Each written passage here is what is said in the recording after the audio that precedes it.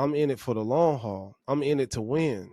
I'm in it to be here regardless of how many views I get. It don't matter how many views I get. Some people stop posting when they ain't get no views. I had a person tell me, oh, I posted, but nobody liked the video. So I'm like, well, I'm dedicated.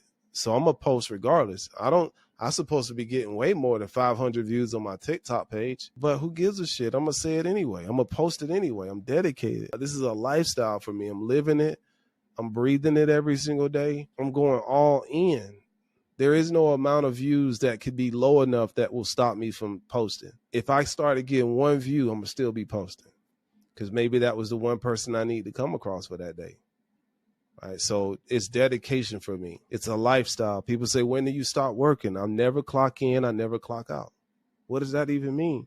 Man, I'm just living. It's a lifestyle. Dedication. I'm dedicated to it. Dedication looks like you post a post and you hear crickets. It's literally crickets. I heard crickets for the first 3 or 4 years on my podcast, just crickets. Then people started, messaging, emailing, but it's crickets. People forget about crickets. Do you know that you can catch fish? You can catch fish with crickets. You know what I'm saying? In the real world, you can catch fish with crickets. So don't be afraid of the crickets. You're going to hear people, you're going to hear people talking about, man, ain't nobody. I had a dude a few days ago commenting on one of my videos. Someone said, oh, look at Mr. Know-It-All with only 5 views on his video. And I looked at him. This motherfucker had a cartoon image on his page. So it's always the shit talkers are going to be the ones that ain't doing nothing. And they're going to try to be in your ear to stop you. So you got to be dedicated to this journey. We're talking about the ABCs of passionate marketing, okay, from a spiritual perspective. All right. And the first one was the A, which is awareness. You got the second one, which is B, belief. You got the third one is C, is compassion.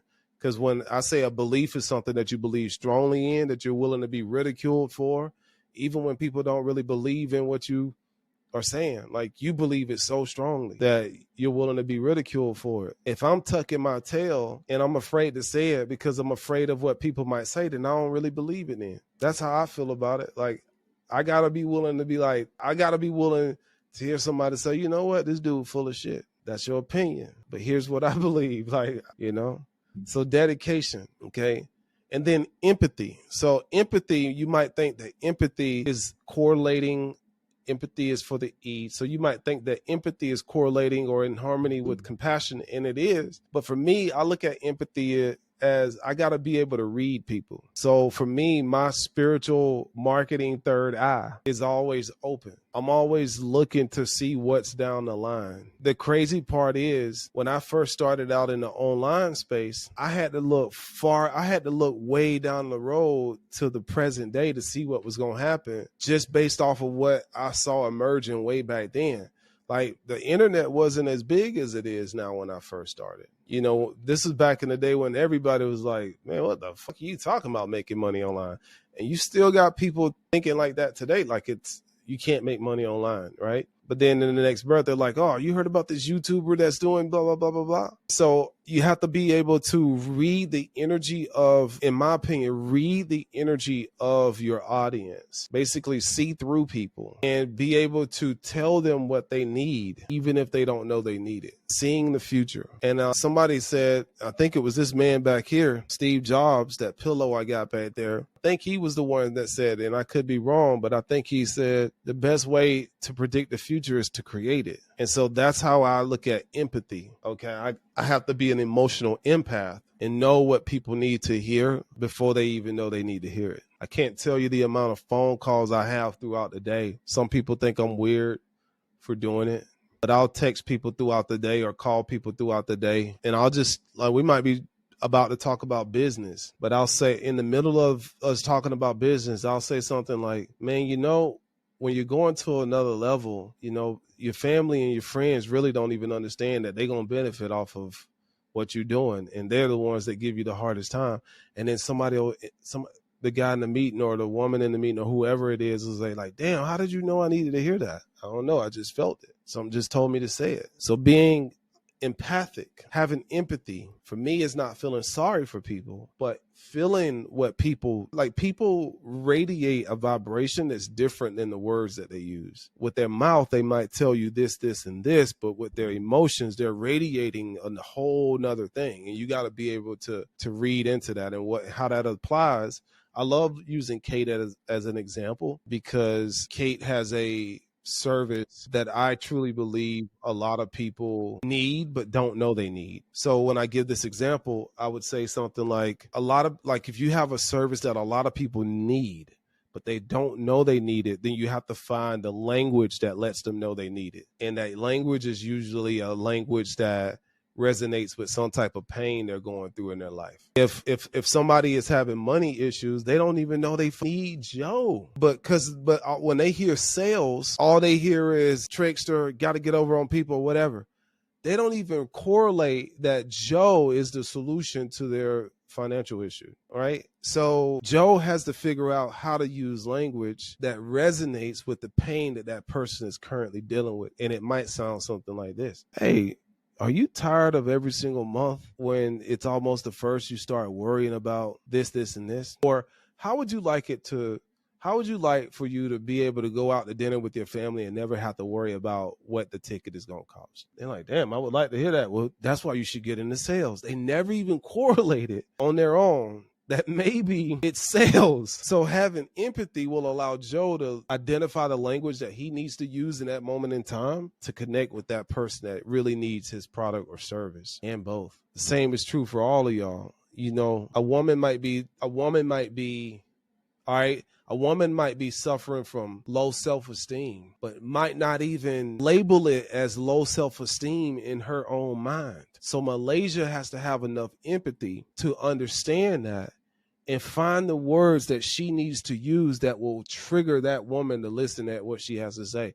And it could be something like, have you ever noticed that no matter what you put on, like you just don't feel put together? Or are you always second guessing how you're showing up when you walk in a room? See, a person might not even say they have confidence issues, but based off of those symptoms that they're displaying, Malaysia is automatically resonating. Oh shit, they got confidence issues. But I know I can't use the word confidence because they don't think they have confidence issues. They might think it's something else. So I got to figure out what else they think it is and then walk them back to where the solution is. If I'm Terrell, a person might not be thinking that they need to teach their kids culinary skills, how to cook, how to operate around the kitchen. They might not even think that their kid is old enough, but Terrell might just be empathetic enough to say, you know what, they probably don't even know this, so let me dispel something. Are you a single mother that would love to have an extra pair of hands around the kitchen? Well, what if you could teach your child how to be independent? What if your child could fix their own food every day? Like now the parent is like, damn, that would be great. Now I don't have to hire a nanny to come in and feed my child every day. I could just teach my child how to navigate their way around the kitchen. That's going to help me out. So having empathy allows us to see through people, because people don't know what they need a lot of times. They don't even know they need you. They don't know they need you. They literally don't know that they need you, because if they knew that they needed you, they would be searching for you, but they ain't searching for you. They searching for everything else, but they need you. They need Terrell. They need Malaysia. They need Mike. They need Marilyn. They need Joe. They need Sydney. They need all of us, okay? They don't know. So that's why we put out content sometimes, passionate content, that on the surface doesn't seem to have anything to do with what we actually provide. Think about that.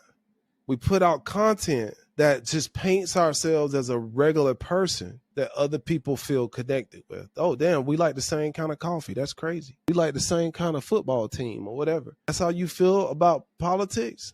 Or that's how you feel about this? Man, I like that. Shoot, man, what do you do for a living? Oh, I'll do marketing. Oh, she need a marketing company. But if you just go at them with, hey, I'm a marketer and I'm one of the best in the world.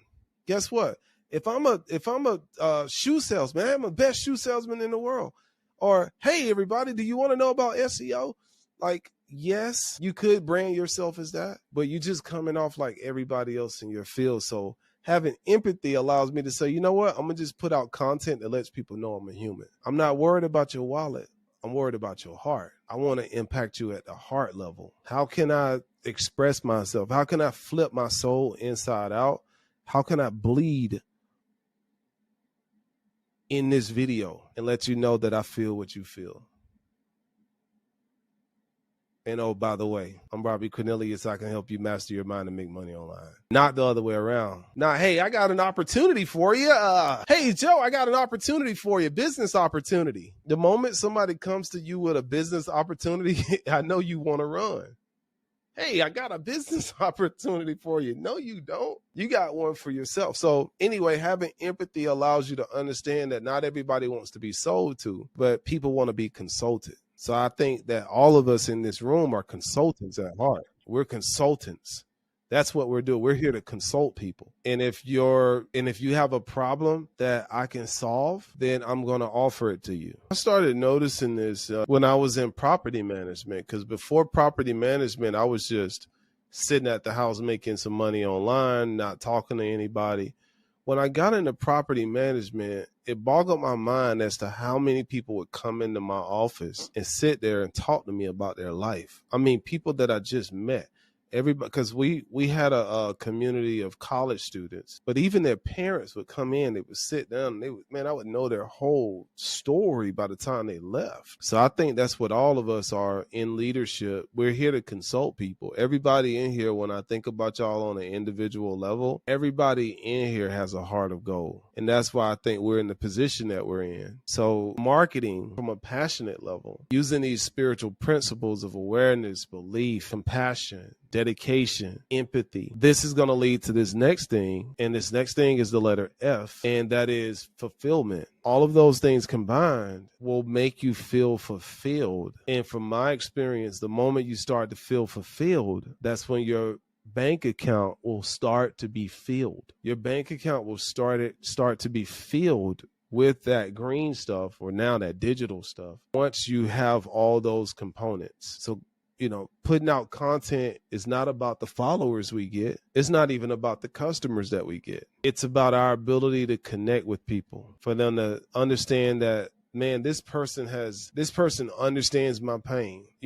They just said something that I needed to hear. Maybe it wasn't what I wanted to hear, but they said something that I needed to hear. And sometimes it takes you to say that thing over and over again. Has anybody in here ever heard of the rule of 7 in marketing? That it takes the average person coming across your message 7 times before they take an action. So that's why it's important to say a thing over and over again. Sometimes we think that we have to find something new to say, but really we just need to say the same thing over and over again in different ways. We don't have to say something brand new each time. That video you posted last week that only got 200 views, post it again this week. Because last time I checked, there was way more than 200 people in the world. And those 200 people that saw that video, they don't even remember they saw that video before. How many times have y'all been on YouTube watching a YouTube video and you get halfway through it and you're like, oh yeah, I remember reading this, or I remember watching this before? Or how many times you've been on Netflix,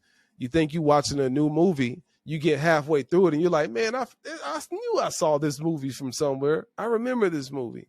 Right? Because you saw it one time, but you wasn't really engaged with it. But why is it now that you're realizing it? Because you came across it, another time. So with your message, put it out there consistently, over and over and over again. If y'all are doing anything like I'm doing, I'm archiving all my videos.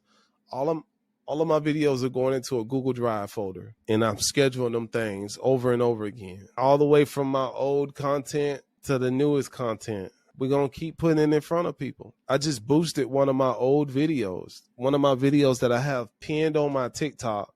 I went and paid for some ads on TikTok for it today. I boosted that ad because guess what? Although that video had 20,000 views, there's way more than 20,000 people in the world.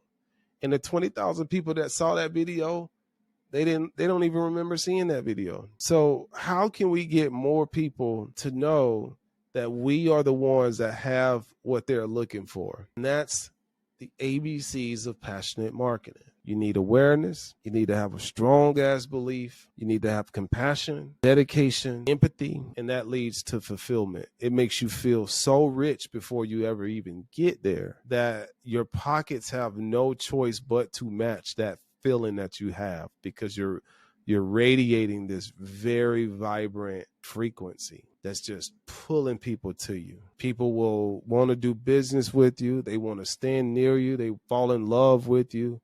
They become supporters of your message, your brand, what you stand for. That's the ABCs of compassionate marketing. And the formula is very simple. Be yourself all the way, 24 hours a day, and just happen to record yourself along the way. That's it. And it doesn't matter.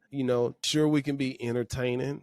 We can spice it up with some entertainment and be jarring and all of these good things. But at the foundation, just put yourself in it. Because what I've discovered is the more you're comfortable being yourself, creating content, the more you're going to attract people that you truly enjoy working with. You want to work, people say, oh, you don't have to like somebody to do business with them. But if we could wave a magical wand, if I asked you, hey, would you rather make X amount of dollars per month working with people that you hate? Or would you rather make X amount of dollars, the same amount of money, or even more, working with people that you love?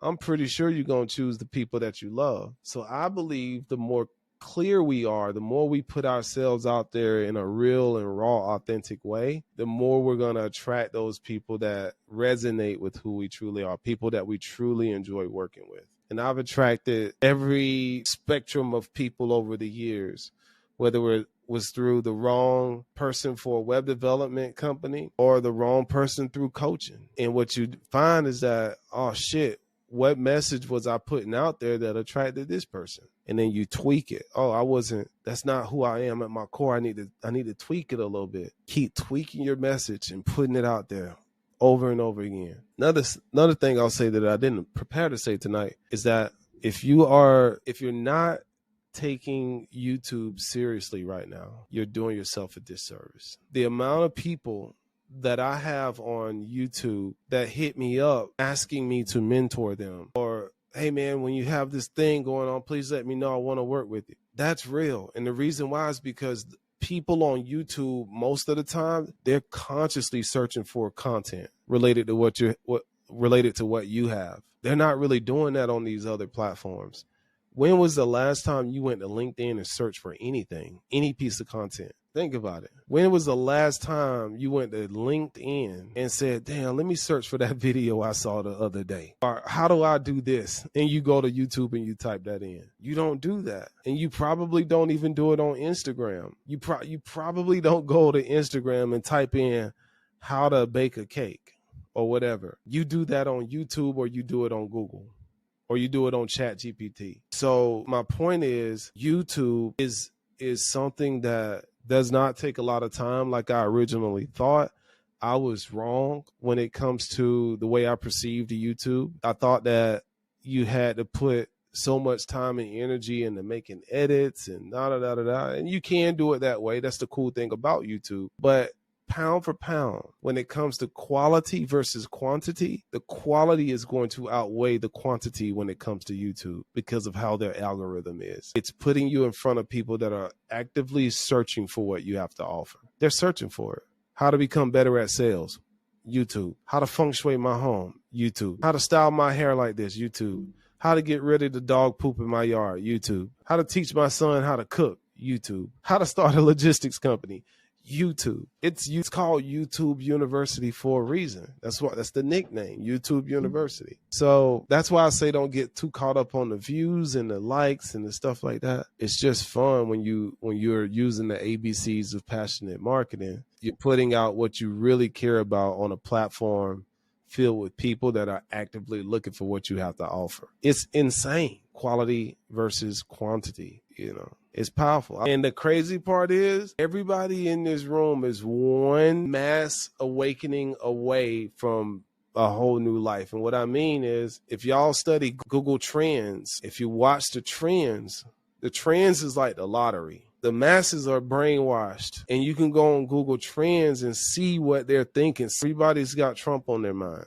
in one way or another, okay?